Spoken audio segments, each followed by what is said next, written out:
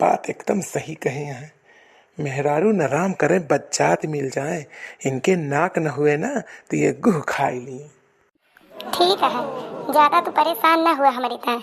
जब हम गुह खावे हमारे नकुना ना रहे तो का तुम्हें अन्न बने दिया भाई पेले का आया पेले उहे गुहा उहे परस दिए थरिया में उहे तू चापी ले और उहे खाए। आज से तोहर पेट भरे, आज से खाना ना बनाऊ हम। बहुत ज्यादा चपर चपर जबान न चलावा, यक्को बाती की तरह ना ले तू। मजाल नहीं न मन से तू दो बार बोल दिया तो तू सुन लिया। अब एक जान लिया अब हमार पारा एकदम हाइन हुआ बा। अब हाथ उठे भरे देरी बा तू पाई जाबू या तो जबान अपन बंद करके चुपाई मार के चली जा रसोईम खाना बनावा। आखिरी बार तुम्हें बतावत ही। हाँ तो पेरूस के पापा तुम सुन लिया का हमहू आखिरी दाव बता दिए थे।